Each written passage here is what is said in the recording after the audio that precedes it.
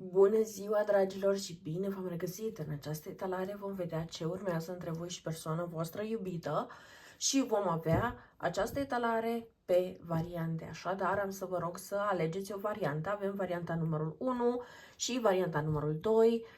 Țineți cont că această etalare este una generală, așadar este menită să se potrivească cu mai multe persoane.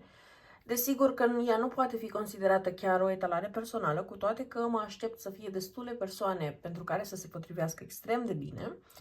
Și dacă vreți o etalare anume pe energia voastră, atunci să știți că aveți toate detaliile pentru a achiziționa o etalare privată în descrierea acestui videoclip. Și încă o chestie, felul meu de a relata anumite lucruri poate să fie uneori mai direct și de multe ori se poate ca anumite persoane să prefere ca lucrurile să fie un pic mai, nu știu, drăguț explicate, să zic așa. Nu, eu prefer să zic oamenilor ceea ce trebuie să știe, ceea ce trebuie să audă, chiar dacă anumite informații nu pot fi plăcute, chiar dacă anumite informații pur și simplu sunt cum sunt, dar treaba mea aici este să livrez mesajele exact așa cum sunt ele în cărți. Mai departe, cine apreciază asta și vrea să aibă o perspectivă mai clară din partea cărților, atunci, ok, știe foarte bine să aprecieze asta. Cine nu, nu. Dar am să vă rog să nu insistați în ideea de a spera că îmi schimb eu modul de a transmite anumite mesaje în sensul să le fac mai pozitive, mai drăguțe, mai plăcute, mai nu știu cum. Bun, hai să revenim la ale noastre. Voi începe cu varianta numărul 1. Vreau să văd ce se întâmplă între voi și persoana voastră. Și vom avea așa: energia voastră, energia persoanei voastre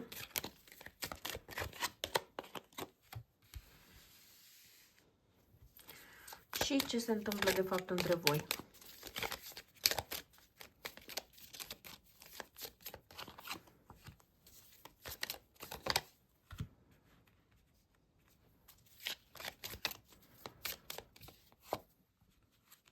Baza pachetului, cadou de pietre prețioase. Bun. În primul și în primul rând, eu aici aș vrea să vă zic că văd în principiu o situație în care voi sunteți separați de persoana iubită. Există pentru unii blocare pe rețelele de social media, pentru alții poate să fie vorba doar de o evitare a comunicării. Oricum ar fi, se pare că atât voi cât și persoana aceasta regretați această conexiune. Diferența este că persoana voastră pare mai mult în energia de suferință, de a regreta ce s-a întâmplat în această conexiune, de a suferi de dor. De ce? Pentru că vedem efectiv în toate aceste cărți, da, toate persoanele care apar sunt cu capul plecat și cumva ar veni din partea acestei persoane față de voi. Deci persoana voastră suferă mai mult după voi decât suferiți voi după ea. Dar, în aceeași măsură, vreau să vă atrag atenția că este totuși o energie colectivă, adică nu este ca și cum voi sunteți, nu știu, foarte bine roz și cu floricele. A rămas și de partea voastră un oarecare regret, o oarecare părere de rău în legătură cu ceea ce a fost aici, doar că se simte că de partea persoanei voastre este mai intensă. Dacă voi vă gândiți dacă această persoană și-a găsit pe cineva sau nu, sincer, nu aș vedea acest lucru. Văd că această persoană este mult prea focusată pe a-și aduce aminte de ceea ce a fost în această conexiune până în punctul în care se simte prizonieră în propria sa minte. Pare că această persoană se autocritică, se autopedepsește, se învinuiește pentru tot ceea ce a mers prost în această relație și pare că această persoană își administrează singură tot felul de pedepse.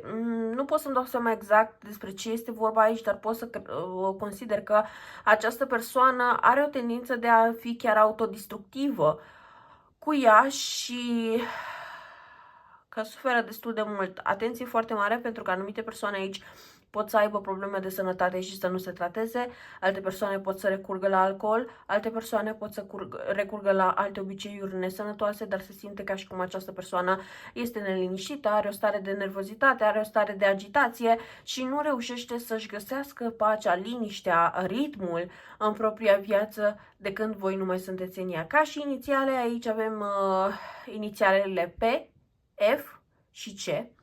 Și trebuie să mai știți aici în legătură cu această persoană este că această persoană deja se gândește la o revenire la voi, vrea să poartă o conversație și vrea să vă ofere un cadou, dar nu știe dacă voi îi veți mai acorda o șansă măcar să-și spună punctul de vedere, măcar să, nu știu,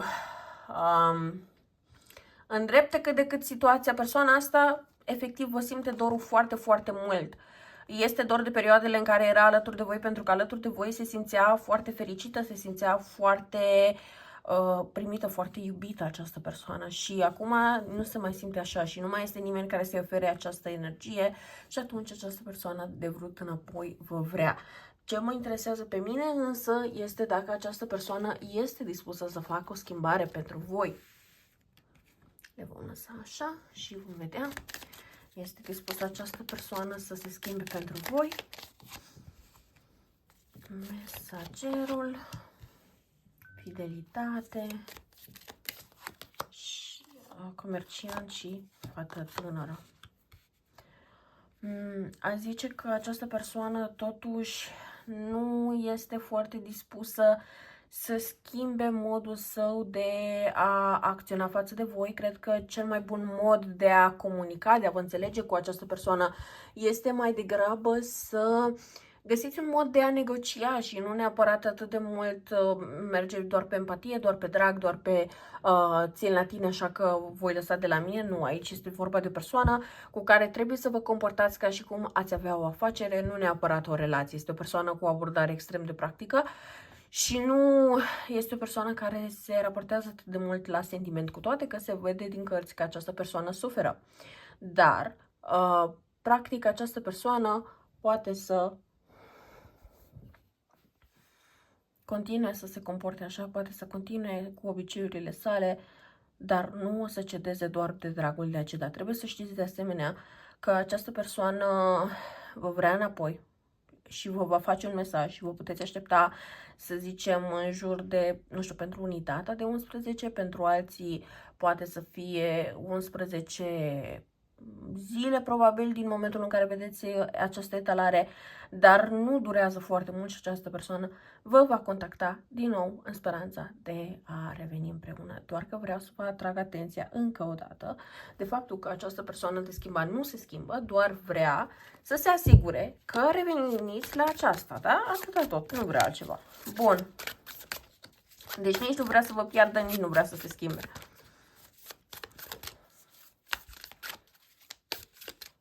Ce ne zic cărțile de tarot despre această relație?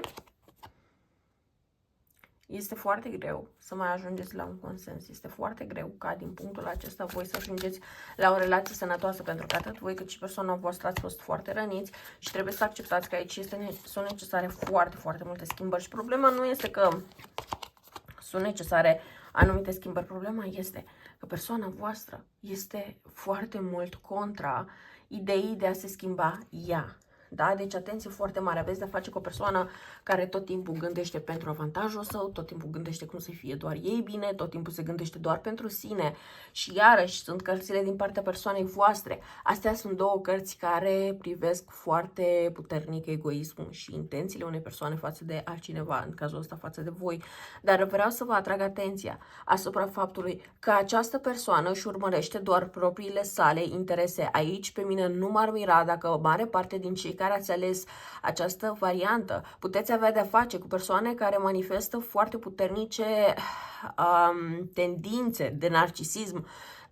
Nu e cazul tuturor, dar pentru foarte mulți dintre voi poate să fie într-adevăr situația de așa natură. De asemenea, vreau să vă atrag atenția aici că voi puteți avea de-a face cu o persoană care să fie cu ceva ani mai în vârstă decât voi și atunci să se folosească de acea experiență pentru a vă face rău, dar nu neapărat de a vă face rău în sensul intenționat, mai bine zis, mai degrabă o caută să vă facă rău în ideea că își vrea doar partea asta de poveste, vrea doar să vadă strict în modul în care vede această persoană lucrurile, nu vrea să se adapteze după voi și automat pe voi chestia asta vă face să suferiți, dar nu vrea să conștientizeze acea parte, nu vrea să accepte acel lucru, pur și simplu vrea să meargă înainte, vrea să fie totul ca el și are senzația că efectiv voi va trebui să acceptați asta mai devreme sau mai târziu. Cred că de asta această persoană nici n-a renunțat la ideea de voi, chiar dacă pe rețelele de socializare poate posta altceva, poate să vă transmită altceva, dar această persoană a rămas încă foarte agățată, cel puțin mental, la voi. Numai că acum are o karmă de servici și anume aceea de a se pedepsi singur, da? Și de a suporta lipsa voastră, pentru că oricum nu e dispus să facă nimic pentru voi și atunci n-are decât să suporte. Bun. Hai să vedem. Dar voi, energia voastră a fost mai mult reprezentată de casă, ceea ce înseamnă că voi sunteți mai preocupați de stabilitatea voastră, de siguranța voastră, de a vă simți bine, de a vă vedea de viața voastră și așa mai departe. Bun, hai să vedem pentru cea de-a doua variantă,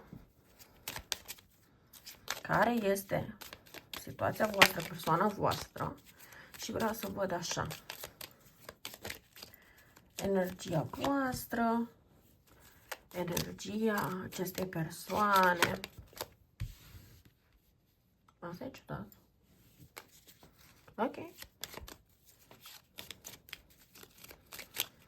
Situația dintre voi. Judecător. Bani.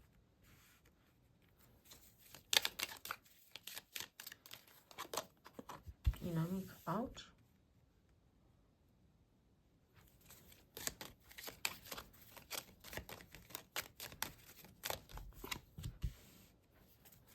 Vizită. Speranță. Iubire. Ce, Doamne, iartă-mă, se întâmplă aici?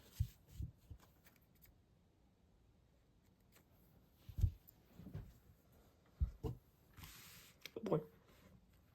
De data asta o să iau și cărți de tarot și o să discutăm un pic mai multe, că aici sunt mai multe chestii de acoperit. Bun.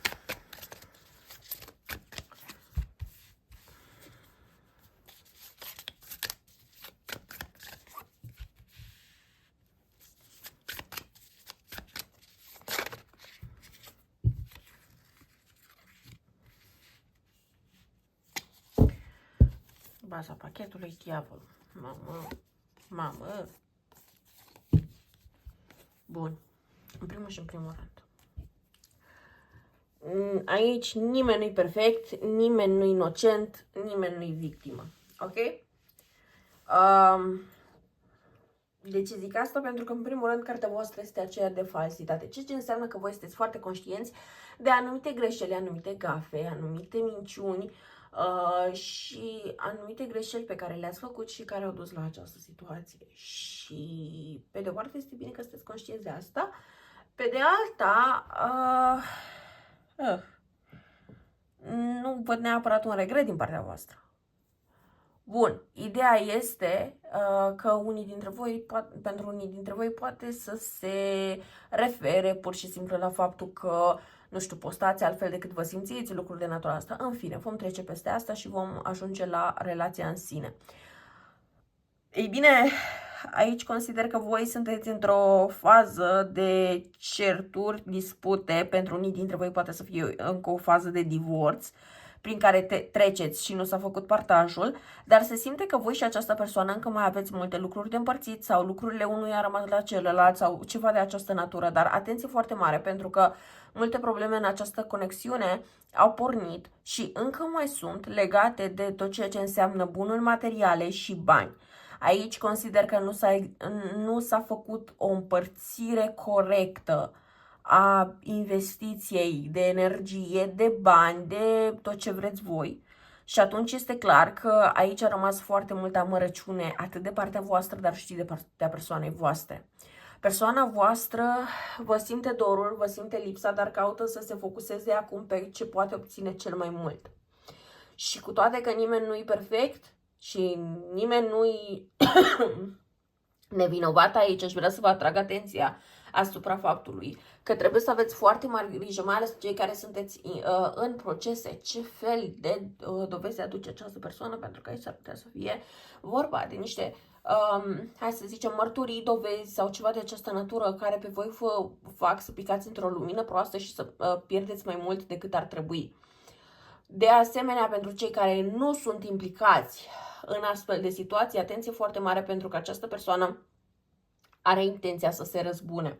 Va reveni către voi, vă puteți să le zic chiar cu o vizită din partea acestei persoane și o veți primi relativ curând. Și eu consider că până pe la, aș zice că e mult în mijlocul verii, dar oricum pe la începutul verii ar trebui să vă așteptați ca această persoană să vă facă o vizită, dar o vizită la care nu v-ați așteptat, o vizită neplănuită, o vizită neanunțată.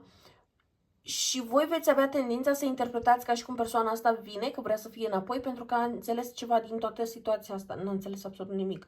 Persoana asta, singurul lucru pe care l-a înțeles, este că trebuie să vină ca să obțină mai mult de la voi. Dacă sunteți dispuși să oferiți mai mult acestei persoane ca rezultatul să fie tot zero, sunteți desigur liberi să o faceți. Dar atenție, pentru că am foarte multe cărți care ne arată interese materiale, interese financiare, interese de statut, da? Și de imagine publică, mai ales cu acel 9 de pentagrame și 3 de pentagrame, da? Deci nu știu exact ce vrea această persoană de la voi concret pentru fiecare în parte, desigur, pentru că fiecare are propria sa situație cu care se confruntă, da? Dar vreau să vă atrag atenția încă de pe acum că aveți de o face cu o persoană care vrea să vină și să ia mai mult decât a făcut-o deja. Și pentru mulți dintre voi, persoana asta deja a luat foarte multe de la voi și cumva voi vreți să îndreptați lucrurile și relația asta să se reia, dar nu văd că duce efectiv undeva. Adică dacă vreți pur și simplu să vă mai petreceți timp cu această persoană, este una și acceptați toate urmările sau sunteți mai precauți în legătură cu intențiile acestei persoane. Asta e una. Dar dacă voi vreți să puneți capăt, atunci luați-vă inima în dinți și puneți capăt odată pentru totdeauna, pentru că se simte că voi, pe de parte, și vreți această persoană, pe de altă parte, vă simțiți și în suferință. Vă e greu să lăsați cu totul această situație în urmă, dar știți că nu e ok ceea ce s-a întâmplat, știți că nu vreți să se mai repete în viața voastră. Trebuie să vă hotărâți ce vreți, sunteți dispuși să renunțați la această relație, această persoană, această situație și să vă vedeți de viață sau nu. Pentru că foarte mulți de aici va trebui să treceți printr-o mică etapă de gândire, după care să realizați că sunteți foarte conștienți de către v-a făcut această persoană, dar nu sunteți încă dispuși să renunțați la ea și veți avea tendința să mergeți de unii singuri ca să vă mai rănească odată. Eu nu pot să vă zic decide asta și nu decide cealaltă. Însă, ce pot eu să fac pentru voi este să vă avertizez ca să vă pun în gardă și vă atrag atenția, tocmai ca să aveți grijă de voi. Cine înțelege asta? Bine. Cine nu, este liber să meargă și să dea cu capul de pereți. Dacă asta își dorește, până la urmă, fiecare se îmbată de ce-i place. Dar, atenție mare, că iubirea asta nu e atât de înalt, vibrațională pe cât am vrea noi să credem. Pentru că, uitați-vă și voi, avem iubirea și inamicul. Cărți care sunt una lângă alta. Și apoi avem pierdere. Persoana asta știe ce vrea de la voi. Persoana asta știe ce face. Nu e cineva care, nu știu, pur și simplu se întâmplă să greșească. Care, nu știu, pur și simplu a fost karma, pur și simplu a fost o forță spirituală nemai văzută care a împins persoana asta să facă niște lucruri și o va împinge în continuare. Nu, asta e mintea persoanei respective care dorește să facă rău, care dorește să obțină mai mult, care dorește să se folosească de voi. Sub ce formă? Numai voi puteți ști. Dar aici este o etalare generală. Și avem copil, văduvă și călătorie casă. Călătorie casă, deci iarăși această persoană vă puteți trezi că vine în casa voastră și vă face o surpriză pe moment plăcută, pe termen lung neplăcută. Dar atenție foarte mare pentru că această persoană nu este bine intenționată și atenție foarte mare pentru cei care nu sunteți căsătoriți, nu aveți copii împreună, nu aveți absolut nimic de această natură, vă puteți trezi cu această persoană că vine și vă propune să reluați această conexiune, da, să faceți o familie, să faceți un copil și apoi să plece iară. Dar de data asta să vă țină doar din cauza faptului că veți avea un copil împreună. Deci dacă sunteți la vârsta specifică, dacă nu luați măsuri de precauție, dacă nu sunteți atenți, dacă nu aveți grijă, aici se poate ajunge. Dacă voi doriți asta sau nu, este treaba voastră. Dar atenție foarte mare pentru că, încă o dată, cărțile astea ne-au atras atenția că este vorba de o vizită. Încă o dată, aceste cărți ne atrag atenția asupra faptului că această persoană vă va veni în casă, da? În casă la voi, pentru că avem iubita chiar lângă casă, da? Și această persoană, așa cum vine, așa și pleacă. Problema este de voi. Ce aveți de gând să faceți? Eu cam atât am avut de spus pentru voi. Sper că vă este utilă această etalare. Vă mulțumesc că m-ați urmărit și ne auzim curând. La revedere!